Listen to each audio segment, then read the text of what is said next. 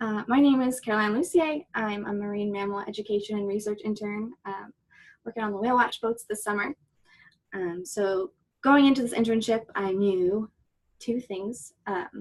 One, that I really loved educating people, especially young people, and also really wanted to go to grad school and and didn't have any research experience. So knew that I should probably go for that. Didn't want to work in a lab. I think that sums up about how a lot of people who enjoy the environment might feel. So this is probably one of the only places in Boston that you can do any kind of field research. So coming into this internship, I thought that maybe it would be a good fit, and it turns out that we were right. I get to spend all my time educating people and also conducting that research and getting that experience that I really hope will get me into competitive graduate program in the future. And it's just been like a whirlwind of things, from getting to talk on the mic and actually be able to point out the whales and go for about an hour just about anything that comes into my mind about these whales. And they're kind of prompting me with their tails and prompting me with their bubble clouds to say different things that ultimately we try to push that conservation message. And it's, been interesting, some of the experience that I've had. In one case, a pelagic pigeon that made its way into our boat, and we accidentally took 35 miles out on the coast in Stellwagen Bake. It was a very distraught pigeon, and I, for some reason, did have to tell our passengers not to touch it because it was very scared. But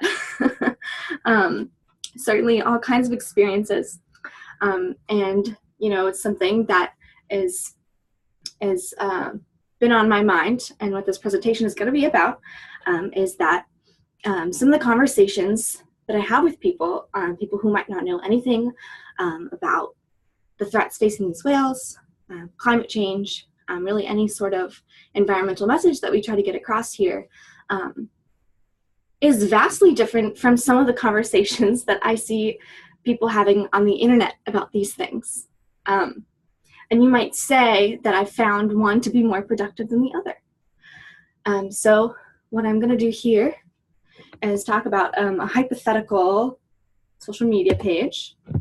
Let's call it Fishbook. We'll stick with the aquarium theme. So you might log into Fishbook and see a post like this. If I ever wanted to come up, that would be cool.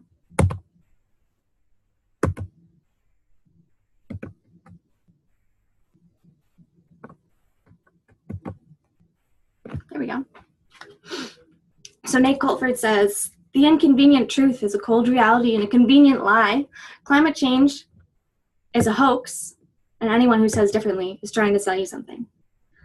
And of course, people are allowed to make comments on this. There will be people who agree with Nate and say, it's the worst scientific scandal of our generation. And then, of course, other people who might not agree. Mitch Vaughn says, "Literally only an idiot would think that." And it looks like someone actually laughed at his post. So you have people attacking other people. And then you might have someone like this. Clint Moran says, "Talk about willfully ignorant. The heat index spells it out clear as day. Don't believe me? Check out the link." He put some nice NASA science in there. "Atmospheric carbon dioxide hasn't been this high in centuries. Warming oceans, rising sea levels, extreme weather, ocean acidification. Our planet cannot sustain this. Or rather, the human race cannot sustain this." And of course, science really is on Clint's side, and we know that he's speaking a lot of truths, but unfortunately, it's as if these people are speaking a different language, which is just really interesting to me, because I've actually found that some of the most interesting conversations that I've had on the boats about these things are with people who don't really speak English all that well, and so we try to have materials and resources accessible to help them to understand kind of the message that we're trying to get across, even if they might not understand or speak English all that well. So essentially, I was interested in seeing if anyone had done any research on interactions that are similar to this hypothetical one that I've posed here. And so it really seems that maybe Clint is doing more of this, and if this GIF was working, you would see that this octopus is slamming the keyboard with his tentacles over and over again.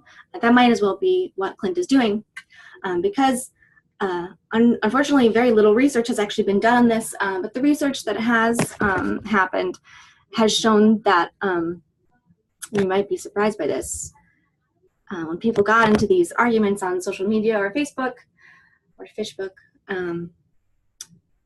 people didn't really change their minds, regardless of the facts that they were given, regardless of what was true and what was maybe not so true. And then another really interesting thing that they found was that I think about 20% of the people who were in these fights experienced a loss of friendship, actually, after these things, which is just really, really interesting.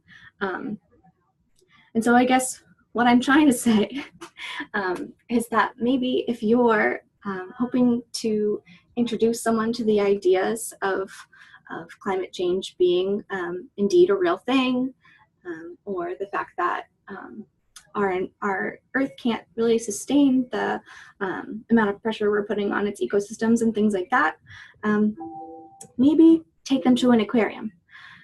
And maybe don't engage them on social media, because its effectiveness is not proven.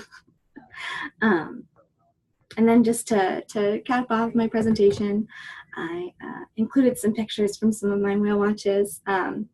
So those ones in the background there, some whale pedos, as as some of our naturalists like to say. So those are some whales open mouth feeding. It's a really great photo that Rich, who's also in that other photo there, was able to take. Rich is one of the naturalists who's been a really helpful mentor to myself, and I know the other interns also really appreciate his awesome attitude and his just willingness to always be extremely patient with us and teach us as much as he possibly can. So that is my presentation. Thank you so much for listening. And those are my citations.